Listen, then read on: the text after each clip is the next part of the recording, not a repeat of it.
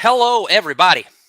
It is another episode of your buddy Kyle and the Remodelers on the Rise show, and I have my buddy Bryan with me today. Bryan, say hello. Hello, how you doing? I'm doing well. What would be your one word open today? One word on how you're feeling right now. Um, Prepared.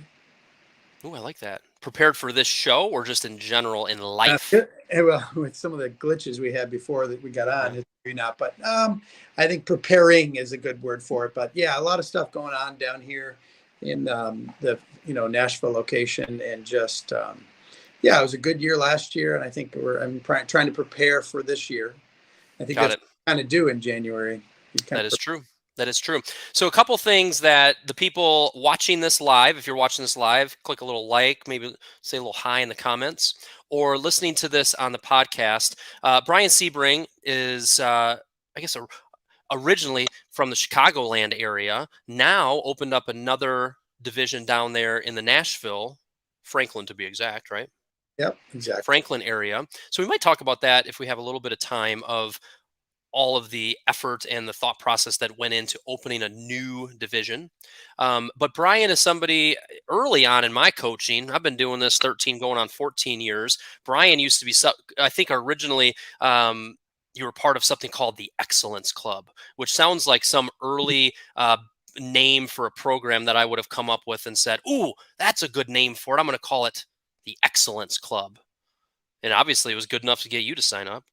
Yeah, it was monthly calls, teaching, Yeah. group meetings. It was back in 2013, Yeah, it sounds about right. 2014 about, yeah. Yep. So Bryan and I got to know each other through that, and I've seen how Bryan has continued to implement and refine and improve. And he's also somebody that's just very generous with his time. He's been on the Remodelers on the Rise show a couple times, and it's surprising how often, as I'm talking to people that are part of the Remodelers community Facebook group. By the way, if you're listening to this and you're not part of Remodelers community, are they foolish, Bryan? Yeah, yeah. Why? I mean, it's nice to be part of a team of people that are trying to help each other. But it's so expensive. Yeah. Well, now that you're charging $1,000 a month for it, I think it is expensive for all of us that got in for free. Ah, yes. People, it's free. Go to remodelerscommunity.com, subscribe to join. There is a tremendous number of people that are willing to help. But as I talk to people, Bryan will comment and add, but there's been several people that I've talked to just even the last 6 months. Yeah, I've talked to Bryan. He was generous with his time. So on behalf of the people you've helped, Bryan, and the people I don't even know that you've helped, thank you for being generous with your time. Yeah, I'm just trying to give back because I can't give back to the people that helped me. Oh, That's I have to pay it forward, right? That's love kind of it. belief. It always comes back to you in some way. And honestly, I feel like that's kind of happened here in Nashville, you know, Hmm. where people have helped me again now, and I didn't, and they didn't need to help me. So it's been good. I love that. I love that. Yeah, and the more you give, the more you get in return. Plus, it's just good to give. And I guess I would say to anybody listening to this, whether it's Bryan or somebody else you see on Remodelers community, somebody you know in your local market, do not be shy to reach out to people. One thing I love about our industry is there's a lot of people who really are just genuinely good people who want to help. We're also in an environment where you're in a totally different market than me, and I can be very generous and share because we're not competitors. And by the way, there's a lot of quote unquote competitors who are also willing to help you. So if you're stuck on something, if you're seeing somebody doing something that you want to do, pick up the phone, reach out and call them. Reach out and message them. People are more willing to do that, and it can just the key with it is you can go ahead and keep doing what you're doing for the next 5 years. If you're proactive in reaching out and seeking out resources, the stuff you would learn over 5 years of hard knocks, you can learn in 5 months. And that is extremely important. So, the topic that we're talking about today came from actually Remodelers community. Somebody had typed in a note. I can't remember who it was. Austin seems familiar. I think it might have been Austin. And said, "Hey, I'm about to do an end of year team meeting. What should I talk about? What should I cover with them?" And Bryan, you commented and said, "Well, what you're doing is good, but I would highly recommend monthly leadership meetings, reviewing monthly numbers, goal numbers, and results." You went on to say, "We create goals for the year and for monthly. We look at revenue, change order totals, sales numbers, raw leads, sales appointments, backlog total, projects in design, recent projects signed. So these key performance indicators, these KPIs. And then you said at the end of the year, we review end of year results and what our goals are for next year. So you gave a little overview. What we're going to dive in today is you're going to show kind of the chart and the Google Sheet that you use to track these KPIs. But before we go there, build out a little bit more on maybe what you used to do when it comes to leadership meetings and what you realized, boy, we need to do more of this or less of that. How did this idea of a monthly leadership meeting come about, and what has the results of that been? So what I used to do is probably nothing. Hmm. And so what I got from people, really what it came down to, the real thing is, do we have work coming in 3 months? Do we have, from the field team to the designers to, the worry I think for employees, I think is things going fine? Am I going to still have a job in 6 months? You know what I mean? And so I had a lot of people asking, during current jobs that, have we signed any work? Are we going to have work in a couple months? And I'm like, and back then I was doing all the sales myself. Now I have other salespeople, but so they would come to me and go, "What do we got?" I go, "I've got a bunch of stuff lined up." I knew what they were going on, and I was always thinking ahead, Hmm. and they were not, or in an organized way, but they were just, oh, how things are going, and they would get what's going on from me, right? And I'd be like, "Oh, we're going to be slammed in a few months." Okay, great. Well, good. Well, I felt like, I guess I won't drag my heels this week and try to extend this project out. I could guess be. I'll hustle. Yeah, I never thought about it that way. It could be that way, Yeah. but yes, I think that it wasn't necessarily for next week. It was for months down, months. Hmm. So it was, there's always a concern, especially if anybody lived through 2008 and 2009 and how slow times were during that time. I think Yeah.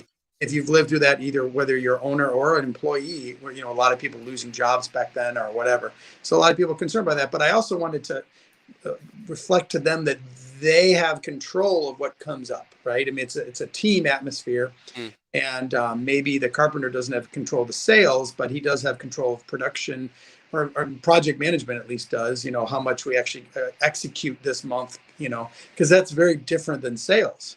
And so seeing that in front of their faces, once a month, we do once a month meetings. Actually, we're doing ours Wednesday this week, and normally we do it in person. And I buy lunch for them. And so, yeah, I mean, Okay, so a couple things about that meeting. How long is it? an hour. Okay, so 1 hour. And then what is the prep that goes into making sure that that hour is valuable and worthwhile? This spreadsheet that I'll show you, we enter all the numbers in. I have my marketing person enter in the leads and appointments. I have my salespeople tell me what's going on with, leads that are in process. And then I have my admin add all the P&L numbers after we do WIP, which is work in progress. Once we do, so if you're not doing WIP, this is not going to really help you. Hmm. If you're not taking that $50,000 deposit you got yesterday and putting it on your balance sheet, and not assuming that's income, this is the numbers aren't going to really help. So In other words, to simplify that, if you have $50,000 of income come in and you don't have any expenses against it yet, your P&L is going to look rather rosy. It's going to drive down your cost of goods sold. It's going to drive up your gross profit. So as you get more sophisticated and organized with your financials, at the end of each month, you need to make a work in progress adjustment. I've collected X percent of revenue. We have produced X percent, and we make some adjustments and we plug that number in. Then the numbers are more accurate. yeah, so we have to wait till we get our credit card. So maybe that comes at the 5th. We do WIP probably the 9th, and so we do our this leadership meeting on the middle of the month, so around the 15th. Okay. So So we're so what I'm hearing with this leadership meeting is it's giving clarity to the whole team on these different key performance indicators, these key KPIs. It's what gets measured gets improved, and also what gets measured gives peace of mind or light a stick and fire under your butt. When you look at these numbers and you're sitting there going, "All right, we've got a solid backlog. Excellent." It makes you approach and change, think about your estimating sales one way. If you're behind, it lights a good fire under your butt. We got to get this going. This used to be a 3-month backlog. It's all of a sudden down to 2. Let's go. And reviewing the numbers clearly really sets the whole team kind of pushing in the same direction. Is that fair? Exactly. And, we have numbers in from the last few years, so you can compare things right in that chart to see, okay, how does this compare? Was our best August ever? Was the best April? Like, well, how does this compare to years past? Hmm. And why? And then we start talking about why, 2020 was an eye-opening experience for us, because in Illinois, we definitely were, it was a killer for Illinois. So Brian, it's not Illinois, it's Illinois. yes, exactly. Isn't that how you pronounce it? You're from Michigan, so I'll let you do that. Okay. Illinois, as you were saying. And it allows us, it allows me to have perspective. There's a lot of tools I use. I also have one where I have a cash and accounts weekly. I have my admin, just so I understand I have plenty of money stashed away. How much money do we have, with 3 months worth of overhead, that sort of stuff. I have all these tools to say, okay, I don't need to be stressed right now. Things are fine. Yes, we need to work harder, but I have all these things to make us to understand and put numbers in front of us. I'm analytical, so it just helps me prepare for what's coming. You know what I mean? Yeah, and before pulling up the spreadsheet, the thing that one of my colleagues challenged me with this at the end of last year, and he said, "All right, Kyle, what are you going to learn this year?" And my first initial reaction is, dude, I mean, what is there left to learn? I got my 10,000 hours and I'm an expert at all this. That was my pride and ego and lack of humility talking. And then I thought about it for a second. I'm like, oh, there's so many things that I can learn about and that I struggle with. And one of them that I'm really trying to put more focused effort. And everybody knew that I was joking when I just said there's nothing for me to learn, right? That came across as a joke. I got it. Okay, good. Sometimes it doesn't come across. The more I thought about it, I'm like, you know what? I need to dig my teeth into leadership more, leading people more. In 2022 and 2027 and 2047, it's about how do we effectively lead people. So even the fact that you call it a monthly leadership meeting where we're looking at high level and detailed, numbers, and we're talking strategically, there's something for all of us to learn just in that. So how would you, if you were to just add 2 cents to that, how does this help you be a leader in your business, Brian? How does it help me be a leader? Yeah. Convey what's really going on in the company so people take ownership in the company, I think. Yeah. I mean, understanding that each individual person, is a leader with how the company goes. You know what I mean? In the end, also, I would find it, even when we have new employees come in, teaching them, understanding that, when they see we do $3 million in revenue, they think it goes on my pocket. It doesn't, right. Understand what that leads to and the overhead that happens. So I don't necessarily go through overhead costs and all that stuff. So they don't necessarily get into the details of net profit, if you know what I mean. They have at least a GP understanding, a gross profit understanding. So. Yeah. And I guess it was interesting because you said, well, I used to do this. It was all just in my head. And it was whatever I told them is how the ebb and flow of their mood and how their outlook was. And you've progressed to, one, having a team around you and making sure that everybody is part of this. I think that's interesting because a lot of people, it's all just in their head.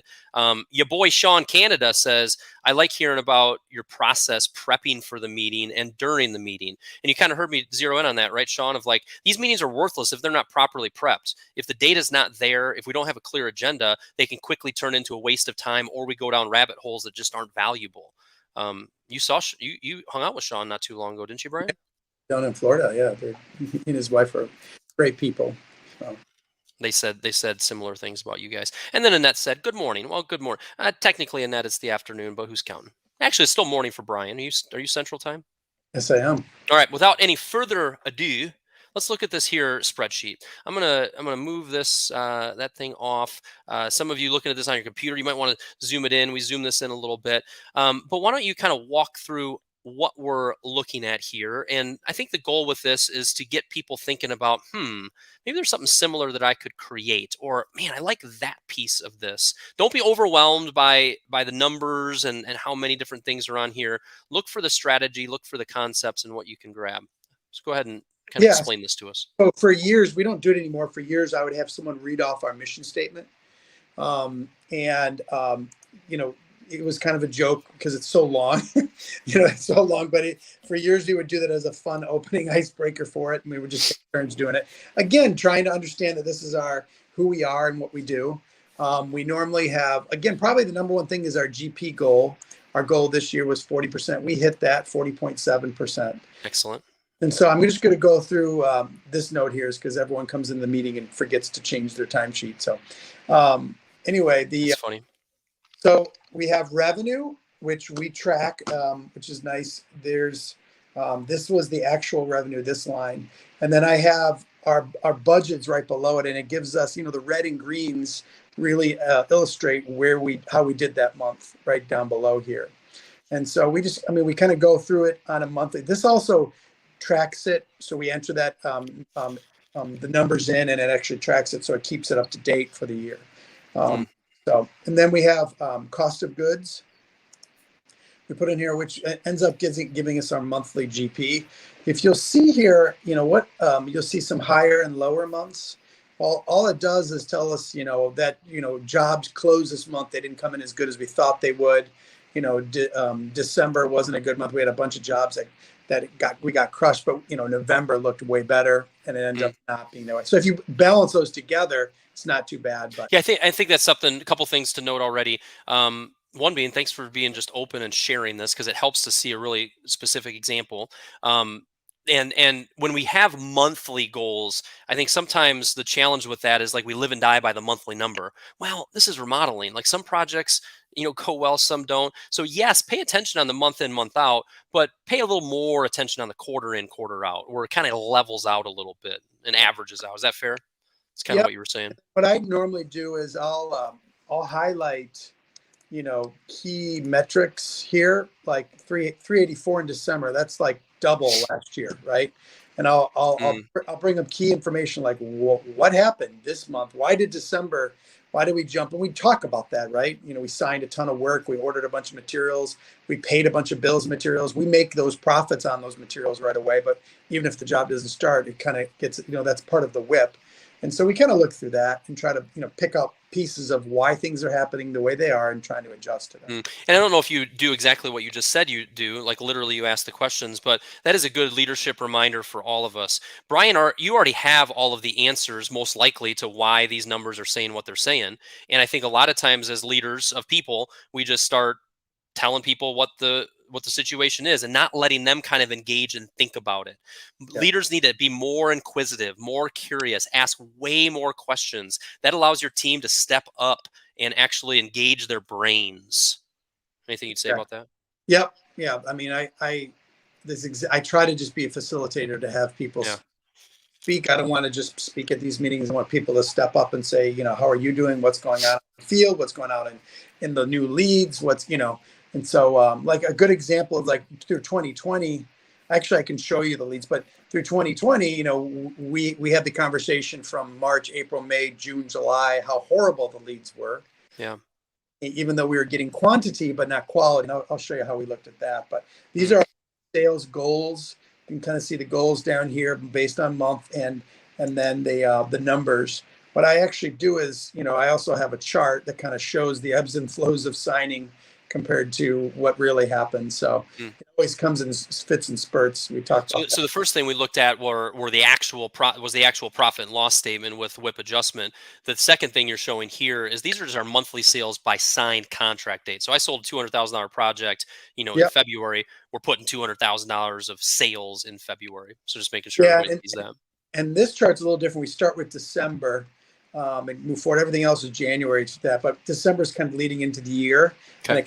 Let's look at that. So this is the end of the year. We don't have December in there yet, but December was an amazing month for us coming into next year, and we'll talk about next time. But I also break it up. Sometimes it's easier to look at quarterly or half year, and that's just another way to look at things for people. Okay, I like it. We have change order goals. Change order goals are not, let's try to find a way to charge a customer more money. It's finding more project within a project, meaning here's a good example. In November, this $19,000 change order was one of my project managers said, looked up in the attic, like, yeah, we want to finish this attic, a real basic finish in the future. He's like, well, why don't we give you a price now? And he ended up selling it. So that's what this is about. It's not about, they rarely have change orders of our current proposals. because we do so detailed. We don't sign a contract unless everything's picked. So it's really that. It's more about, hey, let's add this bathroom, or let's, if they're like, I really don't like this or like that, let's do this. If there's that much more, we can order some cabinetry for here. That's what Um, it. pause there, Brian. You said a phrase.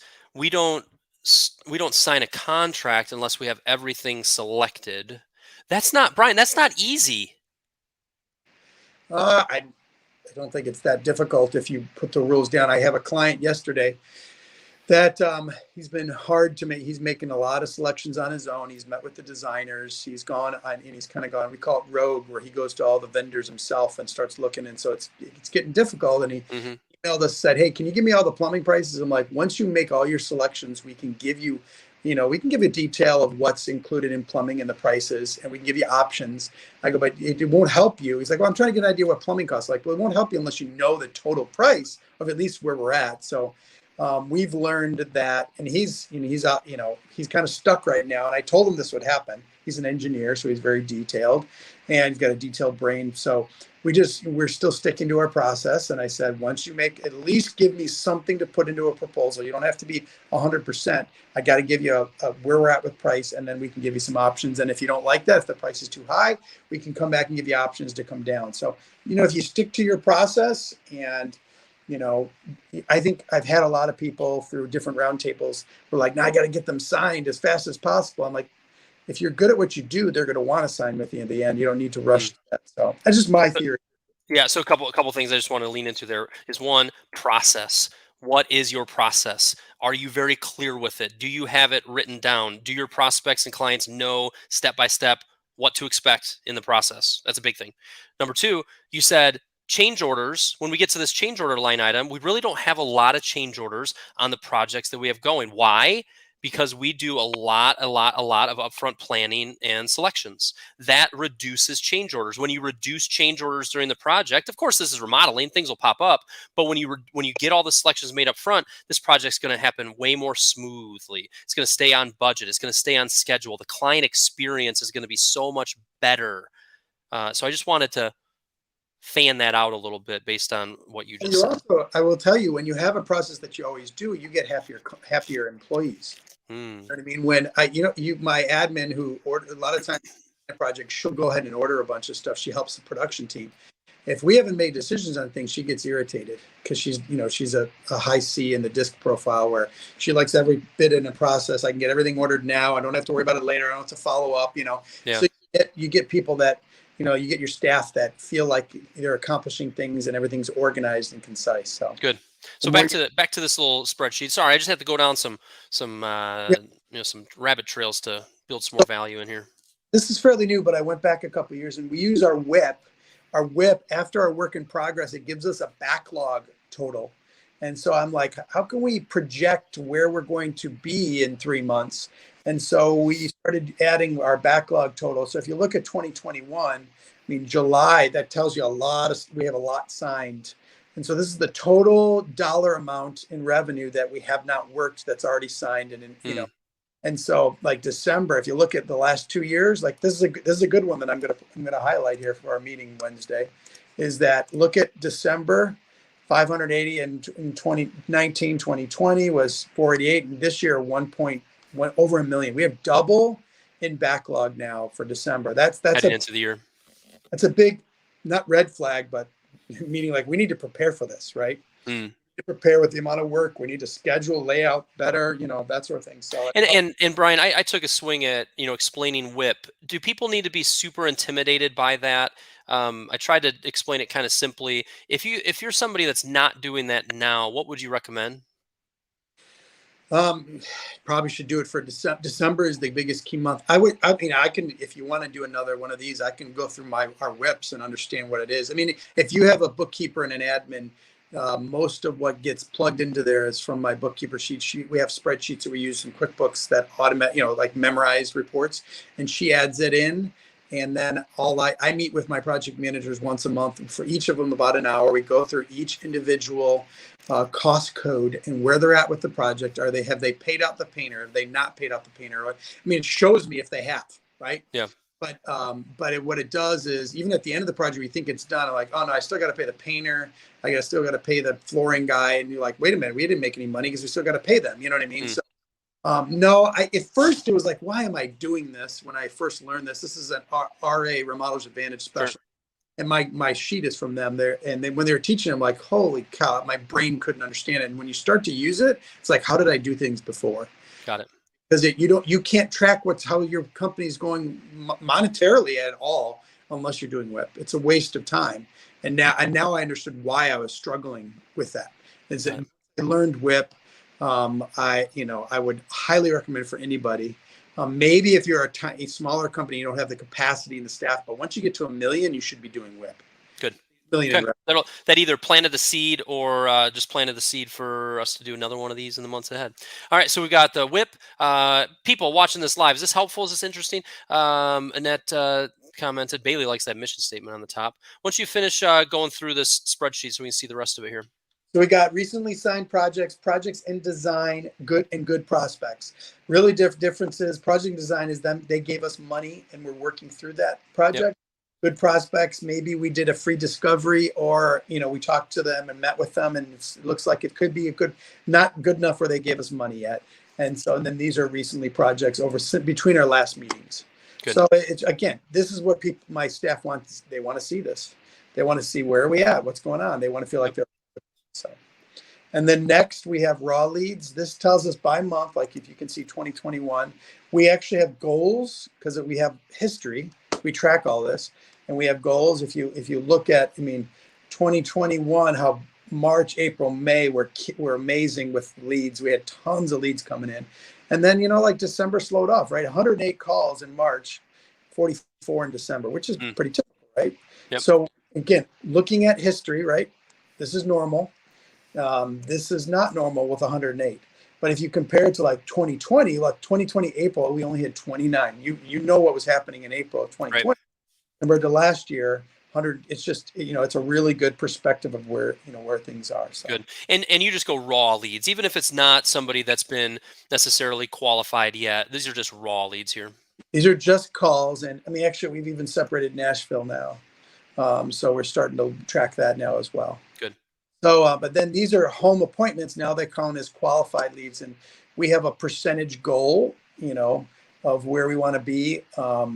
It tells us how many we are by month, like, how many we go on in the different months. So we talk about that as well. And, because if we're going to them, that means they're pretty good. Now, lately we've been doing a lot more Zooms before we go to them. So that's not qualified yet. And some of them turn into sales appointments. Some of them don't. So yeah, I think that percentage is something that people ask about and think about. What Brian's saying here is our goal was to generate just under 800.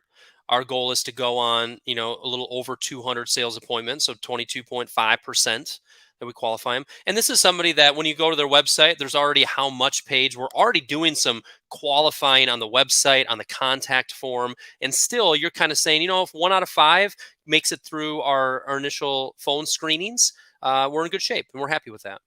Yep. So, then we have, the marketing guy will talk about new projects. We'll clap and enjoy the jobs that we finished by looking at them on the website. These are the new pictures of the jobs we finished. Some people haven't seen them. Some people have. If we have time-lapse videos or if we've done any more videos, we'll kind of review that. It's more of a celebration of what we did by going on our website and kind of reviewing them and seeing them. People like to see that as well. And then these are reviews that we get from clients. Our goals certainly did not meet our goals this year, but they're about to actually spend some time now. They've been slammed. That's one thing I learned, part of it is that with how slammed and busy we were last year. It slipped under the radar. Yeah. And I've been working on Nashville. You can see that. I've been working on trying to get reviews with, whether it's people I know in the industry that can leave me a review or whatever. I've been trying. Where did I leave you a review? Was that a Nashville one? Yeah, I think you did. I appreciate it. And it's nice. Honestly, it's a good tip for people is like, if you know other people in the industry that know you and know your company, it does not have to come from a client. Just be honest in the review. Say, I've known them and I've been in business for 20 years and so I've grown my reviews that way. And I want to get more client reviews. Yeah, but as you go through here, even when you get to the photos, somebody might go, "Wait a minute, where's the Smith job?" Oh man, we need to get that up on the website. Reminder. Yep, It forces us to think about reviews. Again, KPIs, key performance indicators. When you measure and follow KPIs, the rest of things take care of itself. And reviews have found its way onto your KPI sheet. They're that important because you've seen the impact of them over the years. exactly. Production, depending on how much time we have at this point, sometimes we're just talking and getting to know people. This is, at these meetings is about, hey, how's your daughter doing? She just had a baby. It's not just about business. So if we come to the projects, the project production team will talk over the projects, how they're doing, if they're in, if they're on time, if they're not, that sort of Just stuff. high level. Yeah, and then design updates. Sometimes designers will put links to new design trends so they can kind of talk over what they're seeing. I think they just had chief architect training Wednesday, so they're going to talk about that. They had it last week. How to go? Are they, did they like the person that trained them? That sort of stuff. Did they learn what Okay. they? And then, this is where December, she didn't have a spot to put our sales numbers because remember we started in December, and I got to create a new one of these sheets for next year, and she just put that there. And then every month we look at lumber price chart, especially in the volatility of what's going on, and that has been eye opening for my staff. So we Interesting. understand what the worst was and what where we are at now. See how it's come back up now. What's up with that? And then, we actually look at shipping containers as well. Again, trying to understand what we're dealing with. Partly is understanding, I'm when I do this, I'm telling my staff, I know you're all struggling with things that aren't in stock, and we're waiting for things, and everyone knows that, right? I mean, all that is. This has been the last Time out. But other than seeing a big monstrosity of containers there, where's the? How can we actually measure it? Well, we Look at one look. of the ports. Yes, that's what we do. Is that normally this is a normal topic discussion, right? And understanding, what Interesting. this is not a KPI by any means, but even compared to the lumber prices. So, Interesting. and then just new business. And we're talking about gift baskets, having a creative gift basket we give to people at the end is anything that new that people want to enter in, and they entered in, and we talk about it. So, Very, very, very cool. Has some well, so and I don't know if we can so can we get a hold of a spreadsheet like this? I know Brian's a great guy, very open. Is there a template like this? Somebody just wants the container link thing. Spreadsheets are really cool. It shows current status of the company. Also like how the past few years to use for comparison. Um, Even if you take a screenshot of some of this, I don't know if you'd be yeah, wanting to. what I could do is I've got to create next year's anyway. I could certainly make it blank, make these numbers blank, and you can put them in for Has sure. anybody ever called you a sweetheart, Brian? My wife. Yeah, well, you're a sweetheart. I'll call it. And I was looking at the stuff behind you. It looks like a thing of tchotchkes. Turn around. What's something on there that you just absolutely love that brings back good memories? And tell us about it. Nothing. I'm in a office at one of my designer's house. I mean, Oh, but we don't have a showroom yet, and we decided to work together at her house, so nothing. that's none of that's yours. No, I came upstairs, get some privacy. Again, part of it is that we don't have a showroom down there, so we just want to meet on a regular basis, face to Yeah. face. See, sometimes I take swings, and sometimes it's a home run, and you pull that picture. It reminds you of that grandma you had, and you start tearing up live on the Remodelers on the Rise show. Other times you're like, Kyle, this isn't even my office. I don't even know what that crap is. Yeah.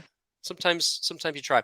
Brian, that was very eye-opening. We went down a couple rabbit holes of just talking about overall leadership. Hopefully you heard me kind of pushing look, this meeting's worthless if you're not properly prepping for it. We talked about the value and importance of KPIs.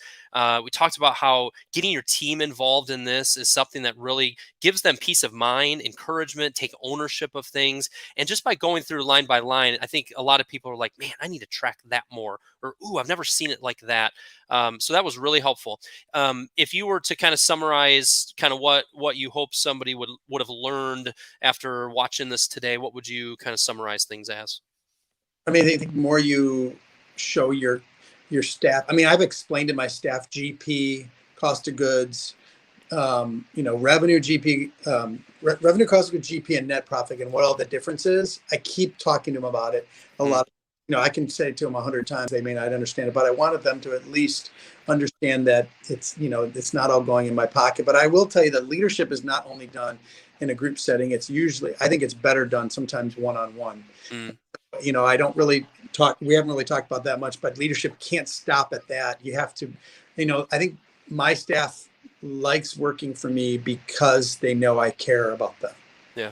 And so sometimes it's taking the time and spending 5 minutes when you're in the office. Come on in. Tell me about what's going on, with you in your life. I haven't talked to you in a while. And that's another big leading to Nashville. Nashville has been an eye-opening experience, and a reminder to me is that down here, it's a lot more relationship based than the hustle and bustle of Chicago. Interesting. It's if you don't spend 20 minutes talking about family and where they're from, getting to know them, they don't want to work for you.